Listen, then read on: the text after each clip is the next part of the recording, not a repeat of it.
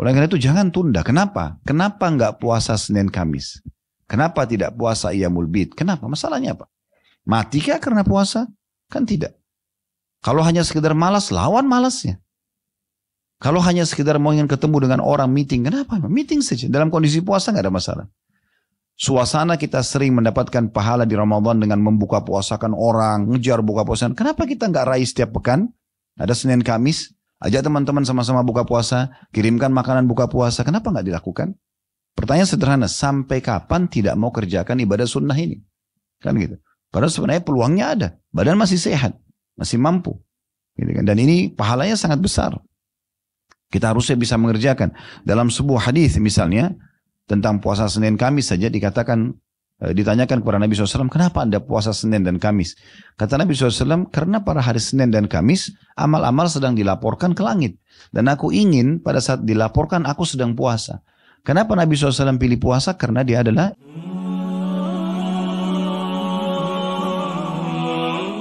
cara cerdas untuk selamat dari api neraka, yaitu puasa sunnah. Berbicara masalah puasa, dan plus lagi di sini dikatakan sunnah. Karena puasa wajib semua orang sudah tahu. Ramadan mayoritas umat Islam puasa, gitu kan? Bahkan yang tidak pernah puasa sunnah pun puasa pada saat Ramadan. Tapi puasa sunnah ini yang banyak dilalaikan oleh orang-orang. Kenapa nggak puasa Senin Kamis? Kan cuman sunnah. Nah, kan sering gitu. Kenapa nggak puasa Ayyamul Bid 3 hari setiap bulan? Kan cuman sunnah. Atau kadang-kadang alasannya duniawi. Saya ada meeting, saya ada tamu, saya ada begini dan begitu, segala macam alasan. Sehingga akhirnya dianggap remeh perbuatan ini. Padahal sebenarnya puasa sunnah ini amal yang luar biasa. Pahalanya sangat besar. Kalau Bapak Ibu dalam kondisi puasa, kemudian datang ajal di saat itu, puasa sunnah, apalagi kalau puasa wajib ya. Misalnya lagi puasa Senin atau puasa Kamis, kemudian meninggal pada saat lagi puasa sebelum azan maghrib, dapat tiket ke surga. Ya. Asal meninggal dalam kondisi sedang puasa. Kalau yang pegang bukunya lihat itu di halaman ya 33 ya. Hadits pertama di situ disebutkan oleh penulis, sabda Nabi SAW, man khutima lahu bisiyami yaumin dakhal al-jannah. Siapa yang akhir hidupnya ditutup dengan puasa sehari, maka dia akan masuk ke dalam surga. Ya, hadis riwayat Al-Bazzar. Dan ini hadis yang sahih. Artinya, kalau kita meninggal dalam kondisi sedang berpuasa, maka kita mendapatkan tiket surga. Oleh karena itu para sahabat, para tabi'in, orang-orang saleh sebelum kita, mereka biar sudah sangat tua, tetap aja puasa. Ya, ada di antara mereka sudah 90 tahun tetap puasa. Disuruh buka puasa oleh orang-orang dia tidak mau. Karena mereka mengejar keutamaan ini. Kalau sampai pun meninggal, ajal datang, ya sudah dapat tiket surga. Kenapa nggak puasa? Dan Ramadan kemarin sudah melatih kita agar terbiasa melaksanakan ibadah puasa.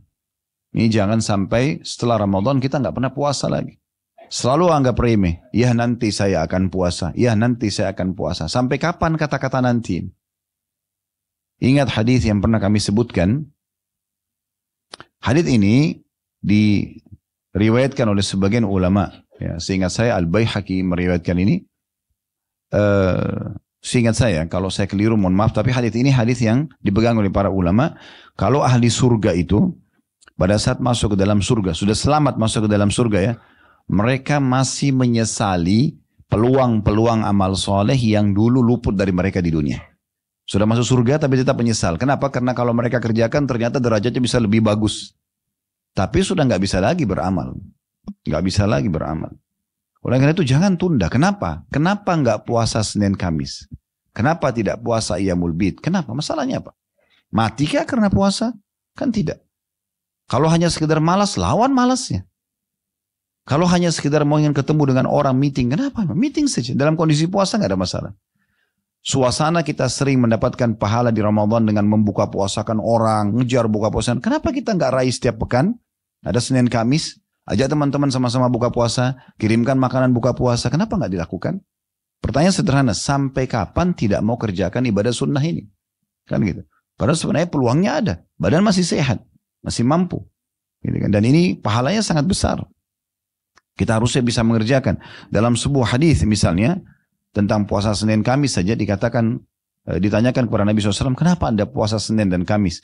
Kata Nabi SAW, karena pada hari Senin dan Kamis, amal-amal sedang dilaporkan ke langit. Dan aku ingin pada saat dilaporkan, aku sedang puasa. Kenapa Nabi SAW pilih puasa? Karena dia adalah ibadah yang paling besar pahalanya. Kan hadis yang masyhur di Ramadan, mungkin Bapak Ibu tidak asing sering dengar hadis ini ya. Hadis Bukhari Muslim.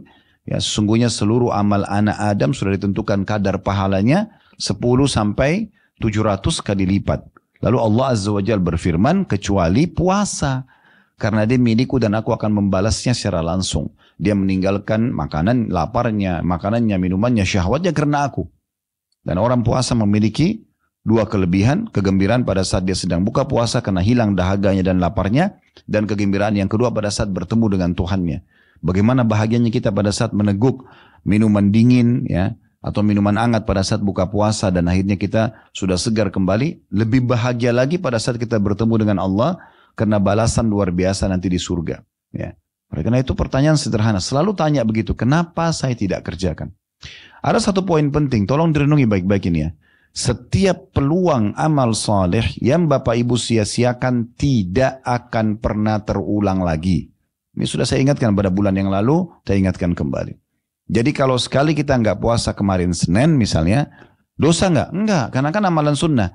Tetapi kalau Bapak Ibu sudah dengar sekarang dari kami misalnya, oh ternyata orang puasa itu besar keutamanya. Saya mau puasa, kita nggak bisa minta sama Allah kembali lagi hari Senin, saya mau puasa, udah nggak bisa. Akan dicatat di buku amal kita sampai hari kiamat nanti, Senin kemarin si fulan dan fulana tidak puasa. Dan dia rugi sendiri. Sementara orang yang puasa, toh hidup bersama dia, toh juga makan, ada sahur sebelum adzan subuh, toh setelah buka puasa bisa makan, gitu kan? Dan malah sehat, karena kita tidak sibuk dengan makanan tersebut. Berapa banyak orang yang sibuk karena urus makan siang saja, 2-3 jam habisin waktu. Keluar, cari makanan, hanya habisin waktu untuk makan dan obrolan kosong. Padahal sebenarnya waktu itu bernilai di sisi Allah Subhanahu Wa Taala. Allah kasih kita untuk isi beribadah kepada Allah Subhanahu Wa Taala. Boleh, bukan tidak boleh makan. Tapi kalau buang-buang waktu terlalu banyak untuk apa? Ya. Maka ini juga penting untuk digarisbawahi. Seorang sahabat bernama Abdullah di perang Badar, pada saat Nabi SAW mengatakan, demi zat yang jiwaku dalam genggaman demi Allah, tidak ada seseorang pun di antara kalian yang hadir di sini, maksudnya di perang Badar ini, kecuali pasti akan masuk surga. Kalau dia terbunuh, dia akan masuk surga. Maka sahabat ini mengatakan, bakhin, indah sekali ya Rasulullah. Terus kata Nabi SAW, kenapa kau katakan bakhin? Dia bilang, coba anda ulangi ya Rasulullah. Kata Nabi SAW, tidak ada seorang pun di antara kalian yang meninggal, mati, terbunuh di medan perang ini, kecuali pasti masuk surga. Maka dia mengatakan, ya Rasulullah, apakah aku hanya menghadapi musuh-musuh orang non-muslim ini, terus aku terbunuh, aku masuk surga langsung? Kata Nabi SAW, iya. Maka orang ini pun berniat untuk mati. Ya, untuk saat dia ingin masuk medan perang untuk berperang, di depannya sudah ada musuh. Lalu dia masih memegang 2 atau 3 butir kurma. Dia niat ingin menghabiskan 2 sampai 3 butir kurma itu. Namun pada saat dia lagi kunyah 1 dari 2 atau 3 butir itu, dia tiba-tiba berpikir, kalau saya tunggu menghabiskan makanan ini, maka masih lama waktunya untuk nunggu masuk ke surga. Dia pun membuang makanannya, kemudian dia masuk berperang di jalan Allah sampai terbunuh mati syahid. Artinya kita mau ambil pelajaran dari riwayat ini, jangan terlalu banyak buang-buang waktu pada, walaupun mubah, tapi jangan terlalu banyak menghabiskan waktu di sana. Maksimalkan dengan hal-hal yang nanti membuat kita bahagia di akhirat karena bermakna, amalan sunnah ataupun amalan yang wajib. Ya. Kemudian dalam hadis selanjutnya dijelaskan bahwasanya selain mendapatkan tiket surga, juga kita akan mendapatkan tiket selamat dari api neraka. Dengan 1 hari puasa saja di jalan Allah Subhanahu wa ta'ala. Hadits yang selanjutnya adalah sabda Nabi SAW, man shama yawman fi sabilillahi zahzahallahu wajhahu 'anil nari bidzalika 70 kharifa. Siapa yang berpuasa sehari di jalan Allah, niscaya dengan sehari itu Allah akan menjauhkan wajahnya dari api neraka sejauh 70 tahun. 1 hari puasa jauh dari neraka 70 tahun. Bagaimana kalau dia rutin berpuasa terus? Maka pasti akan selamat dari api neraka. Ini sejalan dengan makna hadis yang sebelumnya tadi, akan mendapatkan tiket ke surga. Kalau selamat dari neraka pasti akan masuk ke dalam surga. Kalau masuk ke dalam surga berarti selamat dari api neraka. Ya. Dan itu tentu kalau mau lihat hadisnya, kalau hadis yang pertama tadi dapat tiket ke surga dari riwayat Al-Bazzar dan disahihkan oleh Syekh Albani, dan di hadis yang tentang selamat dari api neraka sejauh 70 tahun, diriwayatkan Imam Ahmad dan Tirmidzi dan disahihkan juga oleh Syekh Albani dalam Shahihu Al-Jami'. Kemudian hadis yang serupa selanjutnya, dalam sebuah riwayat yang lain Rasulullah SAW bersabda, man sama yauman fi sabilillahi ba'adallahu minhu jahannama masirata mi'ata amin. Barang siapa, kata Nabi SAW, yang puasa sehari di jalan Allah, maka Allah akan menjauhkannya dari api neraka Jahannam sejauh perjalanan 100 tahun. Dan ini hadis diriwayatkan oleh An-Nasai dan dihasankan oleh Syekh Albani. Ya. Jadi sampai sini dulu kita jelaskan lebih jauh tentang masalah puasa ini. Jadi sekali lagi saya tanyakan kepada Bapak Ibu sekalian, sampai kapan kita tidak mau puasa-puasa sunnah ini? Ya, kalau Bapak Ibu ingin mencari uzur, maka akan ada 1000 uzur. Pasti akan ada 1000 alasan. Apalagi kalau syaitan yang bisikin. Ya, apalagi kadang-kadang sugestinya negatif. Nanti lapar, nanti haus. Kalau ini terus alasannya kira-kira kapan? Kan tidak mungkin gitu kan. Bahkan orang yang puasa itu sebenarnya lebih banyak dikasih rezeki. Biasanya kalau kita bertamu ke rumah orang atau ada acara, pas diundang makan, maaf saya lagi puasa. Kan nanti biasa dibungkusin itu banyak. Biasanya lebih banyak rezeki. Kenapa harus takut kehabisan makanan? Orang lebih hormatin gitu. Belum lagi banyak sekali hadis tentang orang puasa itu mustajab doanya. Kata Nabi SAW, thalathatun la turaddu da'watuhum. Ada 3 orang tidak akan pernah ditolak doanya. Gitu kan? Lalu Nabi SAW sebutkan itu. Selain al-imamun adil, pemimpin yang adil, kemudian ada da'watu as-saim, ya. Hatta yuftir, orang yang puasa sampai dia buka puasa, dari mulai sahur, mulai menahan puasa, ya, menahan makan dan minum dari azan subuh sampai menjelang buka puasa, itu waktu mustajab, panjang sekali. Waktu kita bisa memanjatkan hajat apa saja, itu tidak ditolak sama Allah. Kemudian ya, yang ketiga adalah da'watul mazlum, orang-orang yang terzalimi. Tapi orang yang puasa ini luar biasa, mustajab doa. Kalau seandainya kita punya hajat Bapak Ibu sekalian, misal kita butuh dengan 1 orang pemimpin wilayah, anggaplah kalau di Jakarta misalnya selatan, wali kota misalnya, ada urusan surat tanah kita ingin dibantu misalnya, atau ada urusan apalah yang kita ingin selesaikan dan butuh beliau. Kemudian dia memberikan syarat, boleh ya, datang ke saya jam sekian sampai jam sekian. Saya yakin Bapak Ibu tidak akan luputkan waktu itu kan.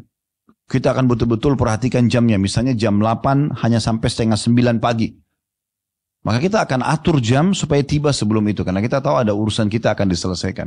Dan itu sangat terbatas. Itu pun hanya janji manusia. Bisa ditepati, bisa enggak. Bagaimana dengan orang yang dijanjikan diijabah doanya? Pasti dikasih. Minta saja. Tinggal minta. Mulai dari azan subuh sampai azan maghrib. Panjang sekali.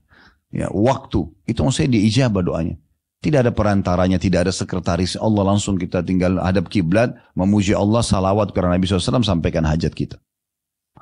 Dan bagi orang-orang yang mengatakan, tapi kan doa saya ada yang belum diijabah Ustaz. Kita harus adil Bapak Ibu sekalian. Berapa banyak doa yang belum diterima, atau belum kita lihat jawabannya, dan berapa banyak yang sudah diterima. Lalu lebih banyak yang sudah diterima. Bahkan ada yang tidak kita minta doa secara khusus. Contoh misalnya, Bapak Ibu tiap hari lapar nggak? Apa yang biasa kita ucapkan? Lapar. Bis itu tiba-tiba ide kita muncul ingin makan di restoran tertentu atau makan makanan tertentu. Lalu kemudian lapar kita hilang. Hampir setiap hari hanya kita katakan lapar ya, terus dapat makanan. Itu juga termasuk diijabah doanya. Bukankah tiap hari kita haus? Tiap hari kita capek? Tiap hari kita butuh oksigen? Tiap hari mata kita butuh cahaya? Dan segala macam hal, berapa banyak nikmat. Kadang-kadang manusia ini kufur kepada Allah, kufur nikmat maksudnya. Bagaimana dia memungkiri tentang nikmat Allah sementara kena ada satu permintaan dia belum Allah kasih. Itu pun dengan hikmah Allah Subhanahu wa taala, dengan hikmah Allah Subhanahu wa taala kata para ulama, kalau seorang hamba mohon kepada Allah, Allah itu lebih penyayang kepada hamba tersebut dari ibunya kepada anaknya. Artinya, kalau Allah tahu ini akan jadi musibah buat orang itu, tidak akan dikasih sama Allah. Nama Allah tidak kasih ke dia. Maka karena Allah lebih tahu kalau dikasih ini orang akan jadi masalah. Tapi tetap ada pahala dari doa yang dia panjatkan. Dari doa yang dia panjatkan. Nah, gitu. Jadi tidak perlu kita sangka buruk dengan Allah Subhanahu wa taala. Ini salah satu yang didapatkan kalau orang sedang puasa juga. Makanya Abu Darda radhiyallahu anhu mengatakan, Kalau bukan ya karena menahan dahaganya puasa, aku tidak berharap hidup sesaat pun di muka bumi ini. Karena mereka sangat menikmatinya. Jadi orang-orang soleh yang sudah memahami tentang keberadaan Allah SWT, betul-betul tauhidnya kepada Allah itu sangat bagus dan sudah sangat murni. Dia yakin Allah SWT itu ada, dia hanya bergantung kepada Allah, dia menikmati mengerjakan perintah, meninggalkan larangan. Maka orang seperti ini malah merasa tidak nyaman kalau dia ketinggalan satu jenis ibadah misalnya ya. Oleh karena itu jangan luput. Nah, kalau orang masih lemah imannya, sering kali lewat apapun, maka biasa saja. Sholat 5 waktu lewat biasa saja, zikirnya lewat biasa saja, waktu-waktu mustajab doa lewat biasa saja, masa puasa, kesempatan baca Quran, semuanya lewat biasa saja bagi mereka. Ini sayang sekali, dia akan menyesali nanti. Ya, beruntunglah orang yang Allah ilhamkan dalam hatinya selalu ingin mengerjakan amal soleh. Seperti Bapak Ibu tadi ingin hadir di dalam majelis ini, ingin tadi mengerjakan sholat duhur berjamaah, mungkin tadi subuh juga begitu, mungkin tadi pagi zikir pagi. Semua itu adalah taufik dari Allah Subhanahu wa Ta'ala. Baik, selanjutnya 2 buah hadis yang diangkat oleh penulis. Ini mungkin akan lebih kita fokus membahasnya tentang masalah hadis puasa hari Arafah. Ya. Dan hari ini kita berada di tanggal 17 Zulkaadah. Ya. 13 hari dari sekarang kita akan masuk 1 Zulhijjah. Saya minta dengan sangat ini Bapak Ibu sekalian dilingkarin baik-baik tanggal 1 Zulhijjah itu. Itu hari emas. Kalau ada hari-hari yang mengalahkan Ramadan, maka 13 hari dari sekarang. Ya, hari ke-14 maksudnya tanggal 1 Zulhijjahnya sampai 10 Zulhijjah itu adalah hari-hari emas kita. Di sini diangkat oleh beliau, nanti akan saya jelaskan panjang lebar ya insyaallah. Ini dijelaskan oleh beliau, diangkat hadis Nabi SAW, diriwayatkan Ibnu Majah dan disahihkan oleh Syekh Albani. Kata Nabi SAW, "Man shama yawma Arafah, ghafarallahu sanatain. Sanatun amamahu wa sanatun atau sanatan amamahu wa sanatan khalfahu." Siapa yang berpuasa pada hari Arafah, maka Allah akan mengampuni dosanya selama 2 tahun. Setahun sesudahnya dan setahun sesudahnya. Ya. Hari Arafah ini jatuhnya tanggal 9 Zulhijjah. Saya ulangi, kita sekarang berada di tanggal 17 Zulkaadah. 13 hari lagi kita akan akhiri bulan Zulkaadah ini. Bulan Zulkaadah ini bulan 11 dari bulan-bulan Hijriyah ya. Nanti Bapak Ibu akan masuk setelah itu, 2 pekan, setelah pekan 2 pekan dari sekarang kita akan masuk tanggal 1 Zulhijjah. Nah, tanggal 9-nya itu dianjurkan berpuasa. Hari Arafah bagi yang sedang tidak haji. Bagi yang sedang tidak haji ya. Dan puasanya itu kalau Bapak Ibu puasa 1 hari itu. Bagi yang sedang tidak haji ya. Kalau yang haji yang ada di Arafah tidak dianjurkan puasa. Karena memang mereka sudah mendapatkan keutamaan hari Arafahnya. Ya, ini karena mengejar keutamaan hari Arafahnya. Maka dianjurkan puasa, dan puasa 1 hari ini membersihkan dosa 365 hari yang lalu dan 365 hari ke depan. Dosa yang sudah dikerjakan dimaafkan, dosa yang belum dikerjakan sudah dimaafkan. Cuma 1 hari puasa. Oleh karena itu lingkarin baik-baik ini. Kalau perlu beli selalu kalender, kalau taruh kalender di rumah, maka yang selalu yang ada hijriyahnya. Tapi alhamdulillah di handphone juga sekarang tinggal Bapak Ibu ketik di Google tanggal hijriyah hari ini, keluar langsung gitu kan. Dengan sangat mudah sebenarnya kita bisa dapatkan itu. Baik, puasa hari Arafah ini dianjurkan sekali bagi orang yang tidak hadir haji agar mereka juga tidak kehilangan keutamaan hari Arafah. Karena hari Arafah ini hari puncaknya haji.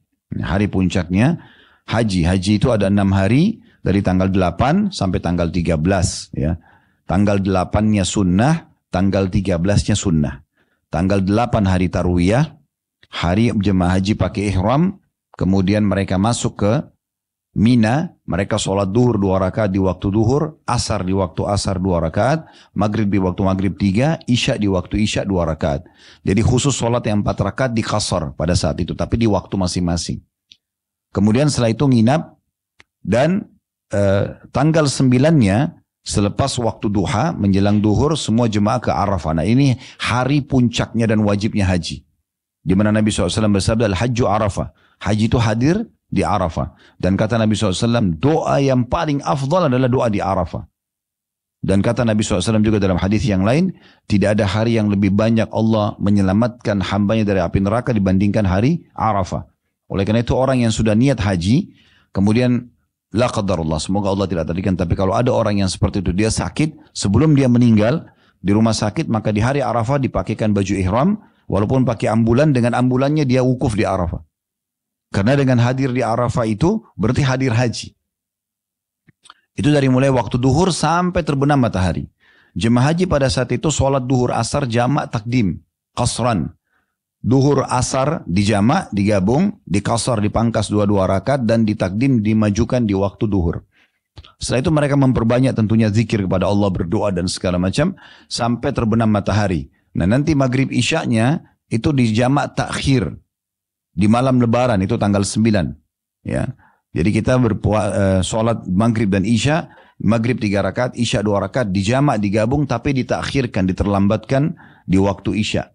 Lebih afdal dikerjakan di Muzdalifah, tapi karena kondisi di masa kita sekarang ini tidak memungkinkan sholat di Muzdalifah karena padatnya jalanan, biasanya jemaah haji pada sholat di Arafah, tapi tetap ditakhir di waktu isya.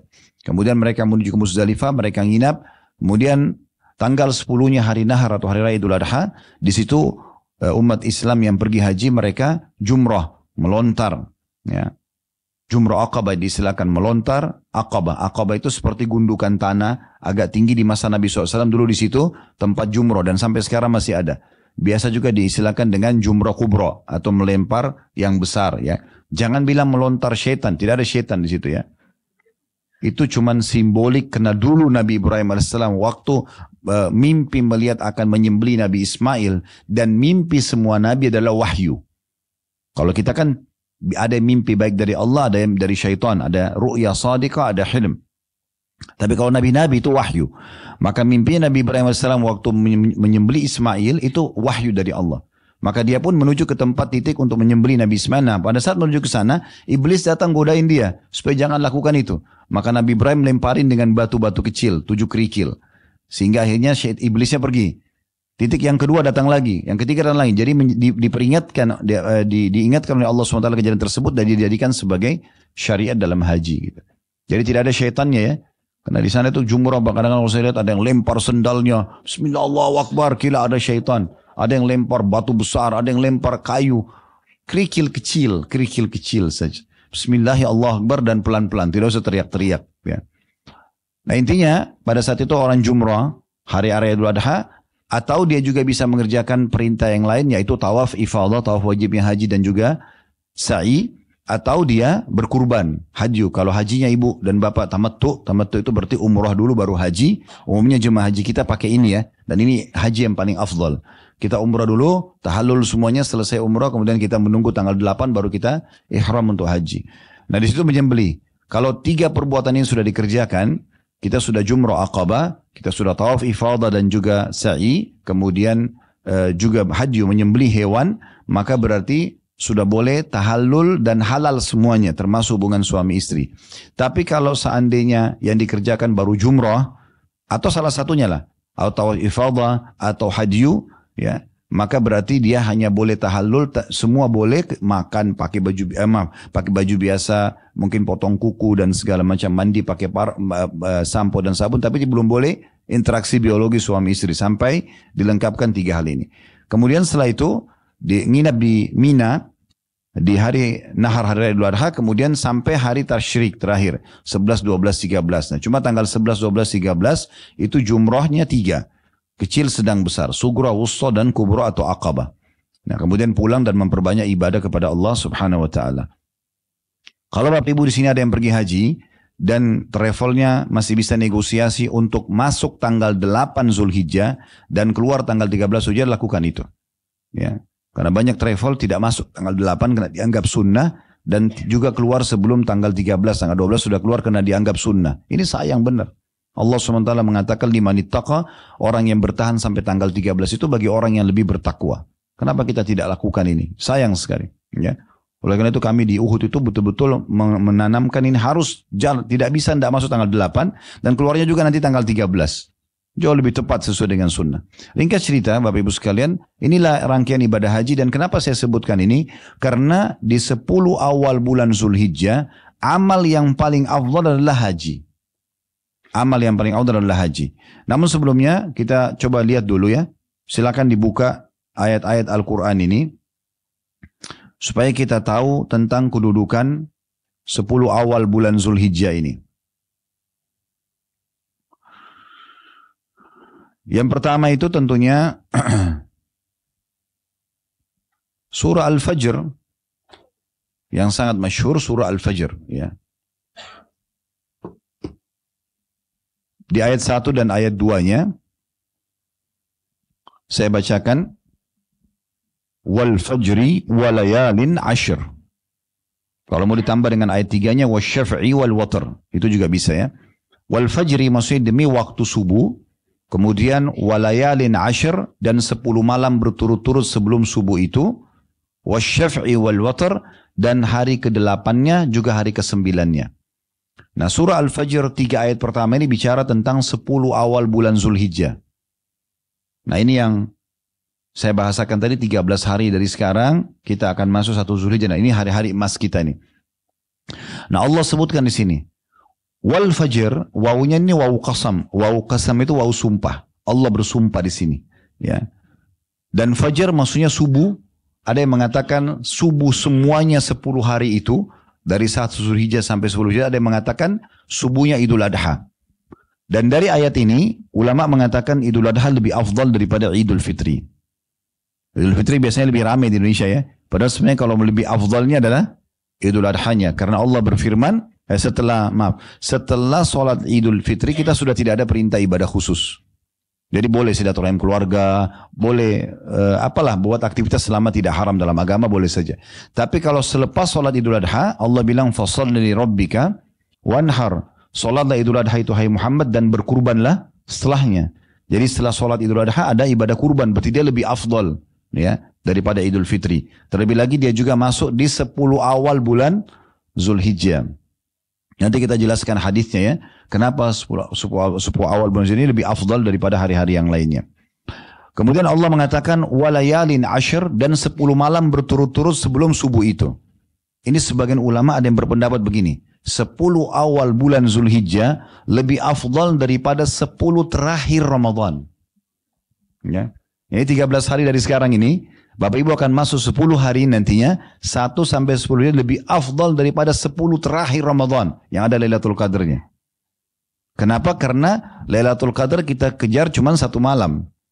Tapi di sini Allah bilang demi subuh Idul Adha dan kejarlah 10 malam berturut-turut sebelumnya, bukan malam ganjil saja. Artinya selama 10 malam kita dianjurkan untuk menghidupkan sholat malamnya. Ya. Kemudian Allah bilang wasyafi'i wal watr dan hari 8-nya dan juga hari ke-9-nya. Itulah hari Tarwiyah tadi, hari pertama haji dan hari Arafah tanggal 9-nya. Nah, di sini Allah sebutkan, di sini disinggung tentang masalah ya hari ke-9 yang tadi kita sedang singgung tentang puasa hari Arafah itu ya, bagi Bapak Ibu yang sedang tidak hadir di sana. Kemudian juga 10 awal bulan Zulhijjah ini Bapak Ibu sekalian masuk dalam hari-hari yang Allah subhanahu wa ta'ala sebutkan sebagai hari-hari yang dimaklumi sebagai hari-hari haji. Hari-hari haji itu 2 bulan 10 hari. Mulai Syawal, kalau kita Idul Fitri, ya, selamat Raya Idul Fitri 1 Syawal, ya. Sering baca ya? Atau sudah lupa? 1 Syawal. Nah, bulan Syawal itu Bapak Ibu sekalian awal bulan haji. Kemudian Zulkaadah yang kita sekarang ada dan 10 awal bulan Zulhijjah. Ini dikenal dengan ya, Ashhur Ma'lumat. Bulan-bulan yang maklum, yang harus diketahui. Jadi kalau Bapak Ibu umrah di bulan Syawal atau bulan Zulkaadah, niatkan untuk umrah haji tamattu bisa.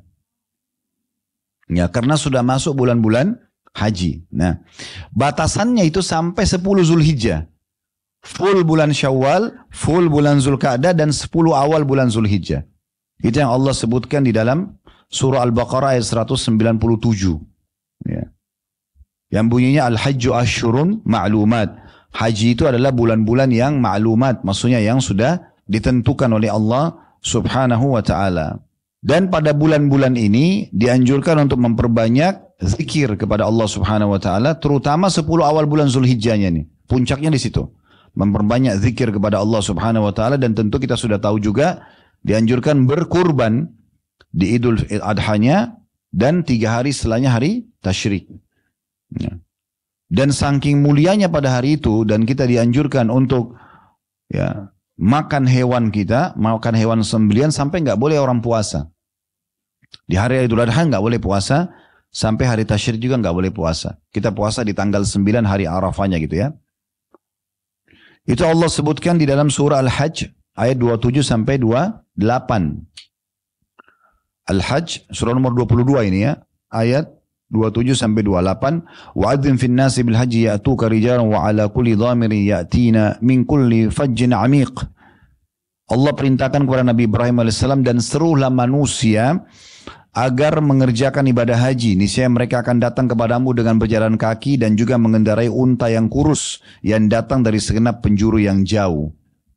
Kemudian Allah bilang itu ayat 27 28-nya, liyashhadu manafi'a lahum wa yadhkuru ismallahi fi ayyamin ma'lumatin ala ma razaqahum min bahimatil an'am faqulu minha wa at'imul ba'isal faqir.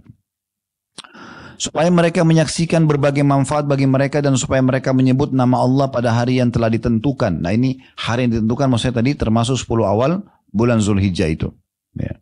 Kemudian dikatakan supaya mereka menyaksikan berbagai manfaat bagi mereka dan supaya mereka menyebut nama Allah pada hari yang telah ditentukan atas rezeki yang telah Allah berikan kepada mereka berupa binatang ternak, maka makanlah sebagian darinya dan sebagian lagi berikanlah untuk dimakan orang-orang yang sengsara dan juga fakir. Ya. Dari sini pendapat Abdullah bin Umar, Abdullah bin Abbas, Hasan Basri, Atha dan banyak ulama-ulama salaf dulu, mereka mengatakan adalah hari-hari yang dimaklumi termasuk 10 awal bulan Zulhijjah. Sekarang kita masuk teman-teman sekalian, 10 awal bulan Zulhijjah ini ada sebuah hadis Nabi SAW yang selalu diingatkan oleh para ulama kepada umat Islam. Termasuk kita ingatkan juga sekarang diri kita semua, termasuk diri saya tentunya. Hadis yang sahih. Hadis ini menyebutkan tentang keutamaan amal yang dikerjakan di 10 awal bulan Zulhijjah. Jadi 13 hari lagi dari sekarang yang tadi saya bilang itu ya. Hadis ini diriwayatkan Imam Bukhari berbunyi, ma min ayyamin al-amalus salihu fihi. Hadis ini diriwayatkan Abu Daud dan Tirmidzi, juga Ibnu Majah dan Imam Ahmad ya. Ma min ayyamin al-amalus salihu fiha ahabbu ila Allah min hadhil ayyam. Tidak ada satu amal soleh pun yang lebih dicintai oleh Allah melebihi amal soleh yang dilakukan pada hari-hari 10 awal bulan Zulhijjah. Jadi semua amal yang Bapak Ibu kerjakan sepanjang tahun, wajib ataupun sunnah, yang paling Allah cintai, maksudnya paling besar pahalanya, itu adalah amal-amal yang dikerjakan di 10 awal bulan Zulhijjah. Ini amal yang paling Allah cintai. Qalu ya Rasulullah, walal jihadu fi sabilillah. Maka para sahabat mengatakan, ya Rasulullah, apakah jihad juga di jalan Allah? Keluar berperang, meninggalkan pekerjaan, meninggalkan keluarga, gitu kan? Itu juga belum bisa menyamai makna hadisnya amalan yang dikerjakan di 10 awal bulan Zulhijjah walaupun sunnah. Misalnya orang bilang subhanallah itu di 10 awal bulan Zulhijjah. Apakah jihad juga belum bisa mengalahkan amal subhanallah satu kali itu? Itu makna hadisnya. Atau mungkin sedekah dengan 1.000 rupiah. Atau mungkin baca satu ayat Al-Quran. Karena Nabi SAW bilang semua amal-amal yang dikerjakan di 10 awal bulan Zulhijjah adalah amal yang paling Allah cintai. Maka para sahabat faham, berarti ini amal yang paling afdal nih. Maka sahabat mendatangkan amal yang paling besar di mata mereka. Mereka mengatakan, apakah jihad juga di jalan Allah? Makna hadisnya belum bisa menyamai pahala amal paling sederhana dikerjakan 10 awal bulan Zulhijjah. Tadi saya kasih contoh satu zikir, satu ayat, ya misalnya sedekah yang sangat kecil. Maka Nabi SAW mengatakan, qala walal jihadu fi sabilillah. Jihad pun di jalan Allah, makna hadisnya belum bisa mengalahkan pahala amalan yang dikerjakan di 10 awal bulan Zulhijjah walaupun itu sunnah. Illa rajulun kharaja bi nafsi wa mali falam yarji' min dzalika bi syai'. Kecuali satu keadaan, ada orang yang keluar membawa jiwanya dan membawa seluruh hartanya. Dia punya 10 miliar, dibawa semua ke medan perang, diinfakkan semua di medan perang, dia pun ikut berperang, kemudian dia tidak membawa pulang keduanya. Artinya dia mati syahid, hartanya habis diinfakkan, baru bisa menyamai pahala amalan yang paling sederhana dikerjakan 10 awal bulan Zulhijjah. Oleh karena itu saya bilang ini hari-hari emas. Hati-hati, jangan sampai luput dari kita ini. Ya, ini hari-hari yang luar biasa gitu. Amalan-amalan yang dianjurkan di 10 awal bulan Zulhijjah yang paling utama adalah haji. Itu yang paling utama. Tadi sudah saya sebutkan itu ya. Saya sudah sebutkan juga 6 harinya, tanggal 8 sampai tanggal 13. Keutamanya cukup banyak ya. Kata Nabi SAW, siapa yang haji tidak rafas, tidak mengucapkan kata-kata syahwat seperti bahasa suami istri, ya, dan juga tidak fusuk, berbuat dosa secara umum, raja'at kayawma waladatu umum, maka dia akan pulang dari haji seperti baru dilahirkan oleh ibunya, gitu kan?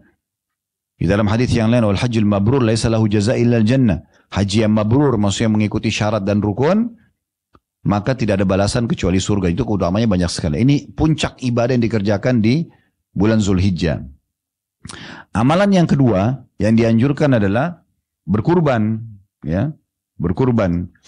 Dan Allah SWT berfirman tadi dalam ayat yang saya bacakan, fasalli rabbika wanhar. Salatlah untuk Tuhan Muhammad dan berkurbanlah setelahnya. Ya, dan memang berkurban ini bagi yang punya kemampuan jangan tidak berkurban, ya berkurban semua. Nabi SAW melarang, kata Nabi SAW, janganlah mendekati musola kami yang tidak berkurban, sementara dia punya kemampuan gitu ya.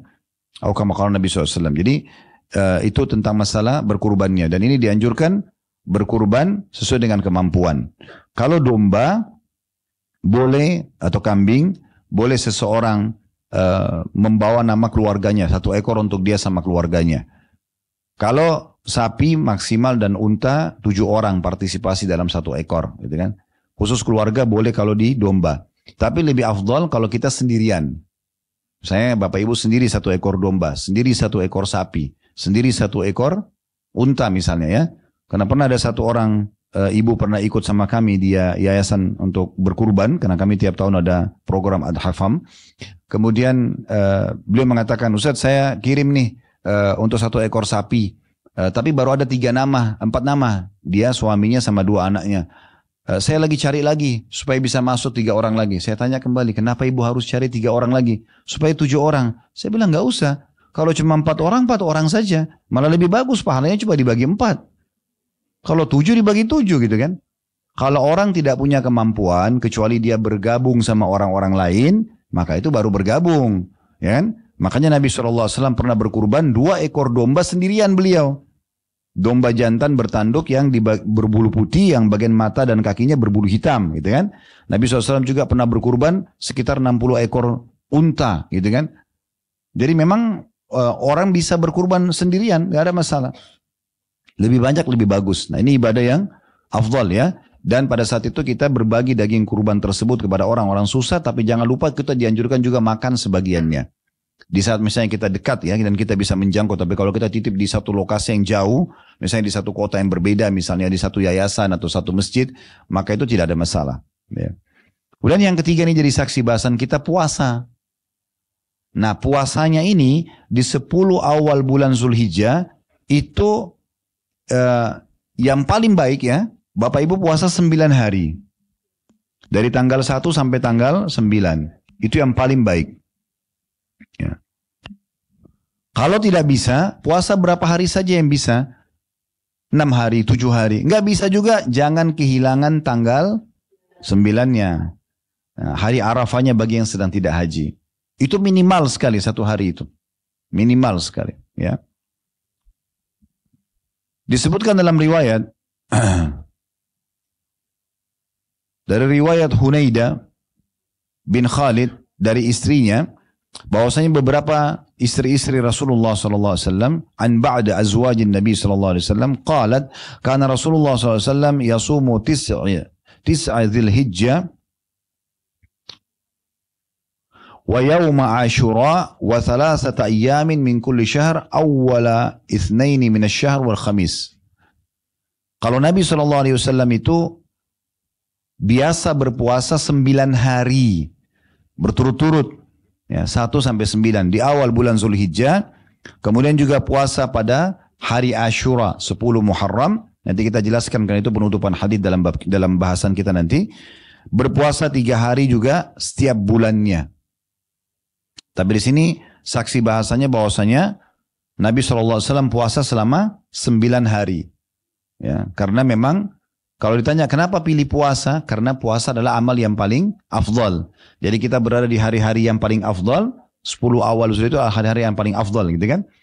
Maka amal ibadah yang paling baik haji, kemudian setelah itu ada ibadah kurban, tapi kurbannya adalah berjalan di tanggal 10 sampai 13 Zulhijjah. Kemudian berpuasa ini, kalau puasa 9 hari berturut-turut.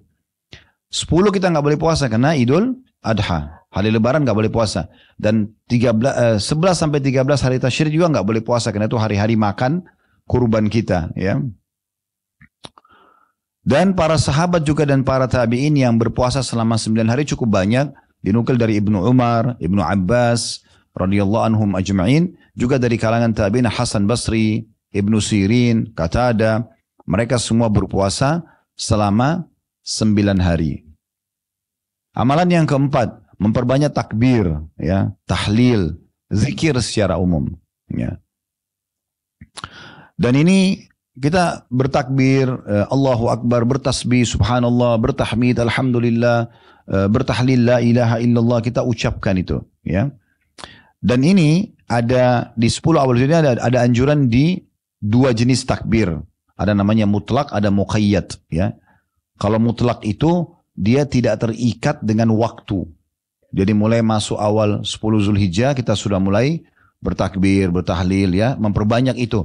Lagi di kendaraan, dikatakan dalam riwayat Ibnu Umar di pasar, di jalan-jalan beliau membaca itu. Dan itu juga umumnya para sahabat membacanya sendiri saja tentunya. Ya, subhanallah, alhamdulillah, la ilaha illallah, Allahu akbar, atau Allahu akbar, la ilaha illallah, Allahu akbar, walillahil hamd. Yang biasa kita dengarkan kalau mau sholat Id, ya, dikomandangkan. Nah itu anjurannya kalau 10 awal bulan Zulhijjah itu dibaca dari awal Zulhijjah sampai ya akhir hari tasyrik gitu ya. Ibnu Abbas radhiyallahu anhu berkata, berzikirlah kalian pada Allah di hari-hari yang ditentukan, yaitu 10 awal bulan Zulhijjah dan juga pada hari-hari tasyrik, ya.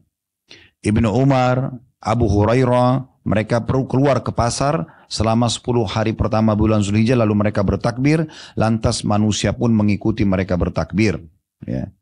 Tapi ini maksudnya sendiri-sendiri, masing-masing begitu mendengar Allahu Akbar, jadi orang dengar, oh orang ingat, orang jadi takbir. Nah ini kita perbanyak di jalan-jalan, kayak kita lagi di mobil, lagi di motor, lagi jalan, lagi di rumah, ibu-ibu lagi bersihin rumah, lagi ngurus anak. Pokoknya kita selama bukan di tempat yang dilarang zikir, maaf, bukan di WC, maka kita berzikir saja. Perbanyak, terutama di saat itu ya. Seperti yang biasa Bapak Ibu dengar ya, Allahu Akbar, la ilaha illallah, Allahu Akbar, walillahil hamd. Kita ulang-ulangi itu, ya. Ini termasuk amalan yang sangat dianjurkan. Yang keempat, ya, ada itu tadi takbir mutlak. Kalau takbir muqayyad terikat dengan waktu, ya. Nah ini biasanya dikerjakan selepas sholat berjamaah atau sholat wajib, ya. Itu dikerjakan. Kalau orang yang haji, maka mulai dari subuh hari Arafah, setiap habis sholat subuh di Arafah, nanti habis sholat duhur dan asar juga, gitu kan. Itu dibaca tadi Allahu Akbar, la ilaha illallah, Allahu Akbar, walillahil hamd. Itu dibaca sampai akhir hari tasyrik. Jadi mulai subuh hari Arafah tanggal 9 sampai akhir sholat maghrib dan isya di hari tasyrik, gitu ya. Bagi orang yang tidak haji, dimulai dari sholat duhur Idul Adha, ya, sampai hari tasyrik. Tentu kita boleh takbir dari awal Zulhijjah, tapi ini kalau kita kerjakan habis sholat saja, itu terjadi di waktu-waktu yang sudah kami sebutkan tadi. Kemudian selanjutnya, setelah ya memperbanyak takbir, tahlil dan seterusnya, amal yang keempat itu ya. Amal yang kelima, memperbanyak sholat malamnya. Karena Allah kembali kepada tadi dari surah Al-Fajr, ya. Allah bilang, wal fajri walayalin ashr. Dan kejarlah sholat id itu, dan juga 10 malam berturut-turut sebelumnya, ya. Maksudnya di situ malam-malamnya kita hidupkan dengan sholat malam. Karena sebagian pendapat ulama mengatakan lebih afdal daripada 10 terakhir Ramadan, ya. Dan semua yang Bapak Ibu kerjakan lebih afdal daripada jihad. Tadi sudah kita bacakan hadisnya. Kemudian yang keberapa sekarang? Yang keenam, sholat Idul Adha-nya sendiri, ya. Nah, ini dianjurkan sholat Idul Fitri Idul Adha ini agar dihadiri oleh semuanya, ya. Anak-anak, orang tua, laki-laki, perempuan, bahkan perempuan yang berhalangan pun dianjurkan untuk keluar walaupun tidak ikut sholat untuk mendengarkan khutbahnya. untuk mendengarkan khutbahnya. Dan dianjurkan kalau kita lagi keluar ke satu tempat sholat, melalui satu jalan, pulangnya bedakan jalannya. Ya. Begitu sunnah Nabi alaihi salatu wassalam. Ya. Kemudian yang ketujuh, memperbanyak ya doa. Tadi kan ada zikir ya, ini doa secara khusus. Artinya doa termasuk amal yang luar biasa, tapi kita khususkan memperbanyak doa. Ya. Selain waktu-waktu mustajab seperti antara azan dan iqamah, sepertiga malam, pokoknya sepanjang hari-hari 10 Zulhijjah itu semuanya penuhi dengan doa. Jadi begini ya Bapak Ibu sekalian, kadang-kadang kita ini jarang berdoa karena kita berpikir apa? Berdoa itu kalau kita punya hajat saja. Ini keliru, ini perbaikin baik-baik ini. Oh nanti saya berdoa kalau saya sakit supaya disembuhkan. Nanti kalau saya punya utang mau dilunasin baru gitu berdoa. Nanti kalau saya mau punya keturunan baru saya berdoa. Nanti kalau saya mau punya pasangan baru saya berdoa. Ini keliru. Berdoa sebelum ada hajat. Supaya nanti Allah sudah kasih sebelum kita minta. Ya. Dan berdoa ini kata Nabi SAW akan memberikan manfaat. Ya. Baik itu datang atau belum datang jawabannya. Baik diperlukan atau tidak diperlukan. Karena dia adalah ibadah yang akan kita panen pahalanya. Kata Nabi SAW nanti pada hari kiamat akan datang orang-orang diberikan banyak sekali ya pahala bergunung-gunung, lalu dia tidak tahu ya dari mana pahala-pahala itu. Maka dia pun bertanya pada para malaikat, dari mana ini? Kami kayaknya nggak pernah tahu nih amal dari mana nih. Kata para malaikat, ini adalah doa-doa kalian di dunia yang kalian panjatkan yang belum kalian dapatkan jawabannya. Jadi dia panen dalam bentuk pahala yang besar nanti hari kiamat. Maka kata Nabi SAW dalam hadits ini, orang-orang ini pada saat itu ya berharap agar semua doa mereka yang mereka panjatkan di dunia itu nggak didapatkan jawabannya dan didapatkan dalam bentuk pahala di akhirat. Karena memang pahalanya sangat besar. Oleh karena itu jangan pernah menunda doa dan jangan pikir doa nggak penting. Berdoa setiap saat. Bahkan kepada hal-hal yang kecil. Bapak Ibu mau keluar ke satu mall. Berdoa agar Allah mudahin parkirannya. Berdoa agar Allah mudahin baju yang kita mau beli dapat. Berdoa agar makanan yang kita mau beli dapat. Doa. Kenapa? Susahnya apa? Berdoa agar Allah mudahin ketemu, meetingnya berhasil. Kan berdoa semuanya. Dan gitu. Berdoa supaya Allah mudahin. Berdoa supaya Allah selamatkan dari mara bahaya. Ya. Kata Nabi SAW, kenali Tuhan kalian pada saat kalian sedang lapang. Maka dia akan kenali kalian pada saat kalian sedang susah atau sulit. Ya. Ini amalan yang keberapa? Yang ketujuh. Ya. Kita masuk amalan yang kedelapan. Taubat kepada Allah Subhanahu Wa Taala. Memperbanyak taubat. Ya. Karena itu taubat juga adalah amal yang paling baik. Kita perbanyak taubat dan istighfar kepada Allah Subhanahu Wa Taala. Khususkan gitu ya. Kita taubat, kita nasuha kepada Allah Subhanahu Wa Taala. Dosa-dosa yang pernah kita lakukan supaya Allah bersihkan. Karena kata Nabi SAW, At-taib minadz dzambi kaman la dzamba lahu. Orang yang taubat dari dosanya seperti orang yang tidak pernah punya dosa lagi. Kalau tidak punya dosa berarti semua fasilitas yang terhalang karena dosa itu akan diangkat. Ya akan diangkat. Selanjutnya yang keberapa? Ini memperbanyak sedekah. Ya, terutama memberi makan orang. Di 10 awal Zulhijjah ini lebih afdal memberi makan orang lain. Makanya kata Nabi SAW tentang masalah haji mabrur. Ya. Ini kalau Bapak Ibu lagi haji pun, kami sekarang juga membuatkan program untuk jemaah haji kami begitu. Ingatkan selalu. Di sana di Mekah itu usahakan selalu berbagi makanan. Bahkan kami akan ajak jemaah untuk bekerja sama dengan yayasan resmi di sana. Supaya bisa ikut berbagi makanan. Karena kata Nabi SAW, haji mabrur adalah memberikan makan kepada orang-orang. Dan bertutur kata yang santun. Bertutur kata yang santun. Jadi termasuk di saat di situ ternyata yang menyebabkan haji mabrur yang dapat surga. Yang kata Nabi SAW, haji mabrur laysa lahu jazaa'il jannah. Haji mabrur tidak ada balasan kecuali ya masuk surga. Salah satunya penyebabnya adalah suka memberi makan orang. Jadi jemaah haji bukan hanya sekedar pergi haji. Bukan hanya sekedar nikmati makanan sendiri di hotel. Bagi-bagiin makanan. Saya pernah di kemah di Mina. Saya mengatakan kepada jemaah kalau tinggalin hotel bawa aja uang cashnya. Untuk apa Ustaz? Nanti tahu sendiri gitu. Bawa aja, pokoknya bawa dan amankan. Insya Allah aman di kemah, ditaruh di koper cabinnya, bisa ditaruh di kemah. Kita insya Allah selalu standby di kemah kan. Pada saat keluar ke Jumrah, saya bilang coba bawa uangnya semua. Pada saat kami jalan, ada di sana banyak kontainer-kontainer di pinggir jalan, di dekat Jumrah, itu banyak sekali. mereka memang jual air atau jual jus gitu kan.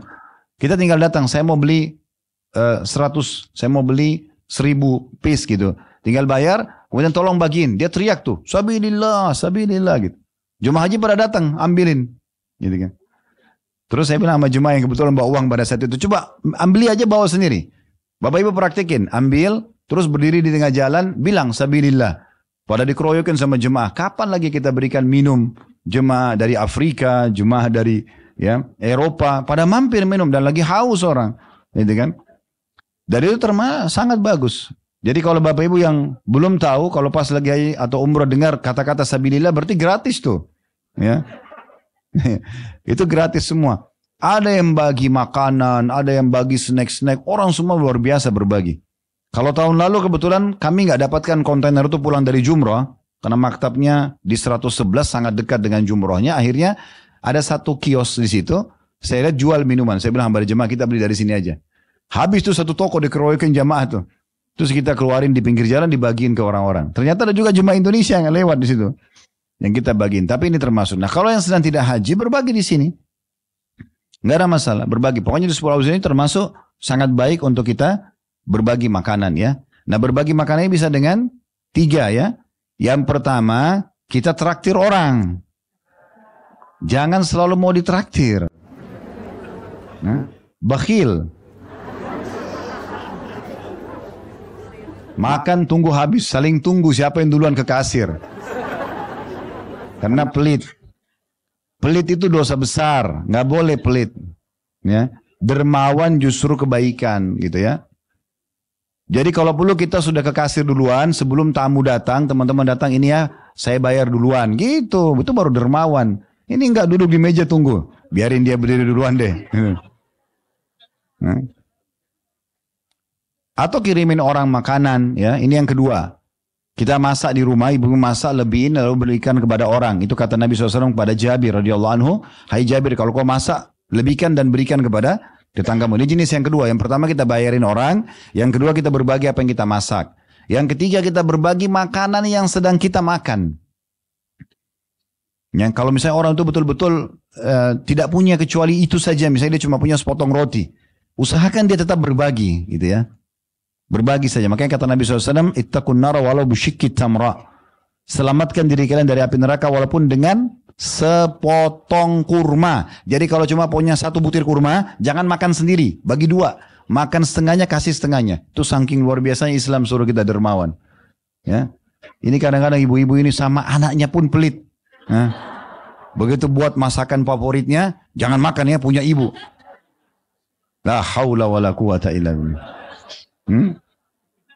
Dia beli minuman taruh di kulkas, wanti-wanti anaknya jangan makan ya. Begitu buka kulkas besok pagi nggak ada. Siapa yang minum? Si fulan. Dimarahin anaknya. Lebih sayang minuman daripada anak. Kan itu ajaib itu. Ya. Coba biasakan berbagi. Nabi Ibrahim alaihissalam itu kalau lagi mau makan, dihidangkan makanan sama istrinya, nggak pernah makan sendiri. Buka pintu rumahnya, siapa saja lewat dipanggil, ayo makan sama saya. Walaupun tidak kenal, gitu kan? Uwais Al-Qarni rahimahullah, seorang ulama yang paling afdalnya tabi'in, itu beliau orang miskin. Beliau itu kalau makan pungut-pungutin sisa makannya orang.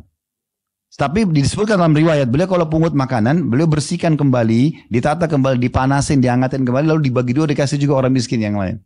Jadi nggak harus orang kaya untuk berbagi itu. Kita beli air mineral, beli 2, 1 buat kita, lewat di jalan ketemu sama siapa, orang yang pungut sampah, kasih. Berbagi, ya. Makanya Allah SWT mengatakan, wa may yuqa syuhha nafsihi fa ulaikumul muflihun. Siapa yang terhilang dari dirinya sifat kikir, maka mereka adalah orang-orang yang beruntung. Dan kata Nabi SAW, 3 hal yang paling membinasakan manusia, salah satunya adalah pelit yang selalu diikuti. Perhitungan luar biasa, ya, dalam masalah-masalah seperti ini. Padahal sebenarnya tidak boleh. Makin kita dermawan, maka makin dicintai oleh Allah Subhanahu wa taala. Ini amalan-amalan yang dikerjakan di 10 awal bulan Zulhijjah. Kita tutup dengan yang terakhir di sini, ada penyebutan tentang hadis juga atau puasa ya, karena ini kan tentang amalan puasa. Puasa hari Tasu atau Asyura. Yang terakhir sekali itu ya, di halaman 34-nya di bawah. Dan dalam riwayat kata Nabi SAW, wasiyamu yaumi Asyura inni ahtasibu 'ala Allah an yukaffira as-sanata allati qablaha atau qablahu. Puasa hari Ashura, Ashura diambil dari kata-kata Asyara yang berarti 10. Tanggal 10 Muharram. Jadi kalau nanti yang tadi kita bahas 10 Zulhijjah, kalau habis Zulhijjah kita masuk ke bulan Muharram. Nah kalau tadi tanggal 9 Zulhijjah, ini 1 bulan setelahnya, tanggal 10 Muharramnya. Dikenal dengan hari Ashura. Kata Nabi SAW, puasa hari Ashura, aku berharap kepada Allah agar ia dapat melebur dosa setahun yang sebelumnya atau tahun sebelumnya. Diriwayatkan Tirmidzi dan dihasankan oleh Syekh Albani hadits ini. Nah, akan saya jelaskan ini ya. Kedepannya insya Allah kita akan bahas langkah ke-20 bergaul dengan orang-orang saleh. Itu insya Allah kedepannya, biidznillah. Baik. Puasa di bulan Muharram ini adalah puasa juga yang afdal ya, yang sangat besar pahalanya. Kata Nabi SAW, afdalus siyami ba'da Ramadan, siyamu syahrullahi Muharram. Puasa yang paling afdal setelah Ramadan adalah puasa yang dikerjakan di bulan Muharram. Artinya usahakan di bulan-bulan itu kita menjaga puasa Senin Kamis, puasa Ayyamul Bidnya. Cuman memang Ayyamul Bidnya maksudnya 3 hari setiap bulan ya, 13, 14, 15. Cuman di bulan Muharram ada anjuran untuk menambah dengan puasa 2 hari, 9 dan 10. Kalau 10-nya, tanggal 10 Muharram ini hadisnya tadi. Bisa mengampuni dosa setahun yang lalu atau 365 hari yang lalu. Namun dianjurkan umat Islam agar menambah dengan 1 hari sebelumnya tanggal 9. Dikenal dengan puasa Tasu'a. Dari kata-kata tis'ah yang berarti hari ke-9. Kenapa? Karena di masa Nabi SAW sempat ada beberapa sahabat datang dan berkata, ya Rasulullah, sesungguhnya orang-orang Yahudi sedang berpuasa. Maksudnya pada hari itu hari Ashura. Maka Nabi SAW bilang, coba tanya, kenapa mereka puasa? Jawaban ternyata dari orang Yahudi, karena hari itu 10 Muharram bagi orang Yahudi adalah hari di mana Allah selamatkan Musa dari kejaran Fir'aun. Jadi waktu Nabi Musa AS selamat lewatin Laut Merah, Fir'aun ditenggelamkan, nah itu tanggal 10 Muharram. Orang Yahudi puasa pada saat itu karena bersyukur kepada Allah, selamatnya Musa. Maka kata Nabi SAW, kami lebih berhak umat Islam terhadap Musa daripada mereka. Maka Nabi SAW suruh kita puasa hari Ashura. Dan keluarlah keutamaan tadi bisa membersihkan dosa-dosa setahun yang lalu ya. Nah cuman kenapa tanggal 9? Karena Nabi SAW menyuruh kita agar menyelisihi orang Yahudi. Beliau mengatakan kalau saya masih hidup tahun depan, saya akan ikutkan 10 dengan 9-nya. Oleh karena itu dianjurkan puasa 9. Kalau yang tidak bisa misalnya 9-nya ada udurnya, dia puasa 10 sama 11 misalnya. Kalau memang tidak bisa sama sekali tanggal 10 pun bisa. Tetapi kalau bisa kita ikutkan sehari sebelum atau sehari itu lebih baik tentunya agar menyelisihi orang-orang Yahudi. Saya lihat masih banyak orang zaman sekarang yang mengira puasa itu hanya penting saat Ramadan saja. Padahal puasa sunnah itu punya keutamaan luar biasa yang sering terlupakan. Mereka nggak sadar kalau di balik puasa sunnah itu ada pahala besar, kesehatan jasmani, dan latihan spiritual yang sangat berharga. Justru puasa sunnah bisa jadi sarana melatih diri sebelum datangnya bulan Ramadan. Kalau kita terbiasa puasa Senin Kamis atau Ayyamul Bid, maka saat Ramadan datang tubuh kita sudah siap, hati pun lebih tenang menjalani ibadah. Selain itu, puasa juga terbukti secara medis bisa menjaga kesehatan pencernaan, menyeimbangkan hormon, dan membuat tubuh lebih bugar. Tapi lebih dari itu, puasa sunnah mengajarkan kita untuk menahan hawa nafsu dan disiplin dalam segala hal. Sayangnya, di tengah budaya makan berlebih dan gaya hidup yang hedon, puasa sunnah sering dianggap nggak penting, padahal justru disitulah kunci keberkahannya. Jadi, mari mulai dari yang ringan. 1 hari puasa bisa jadi 1 langkah menuju keridhaan Allah. Jangan tunggu Ramadan datang untuk merasakan nikmatnya ibadah, karena Allah selalu membuka pintu pahala setiap harinya, termasuk lewat puasa sunnah. Barakallahu fikum.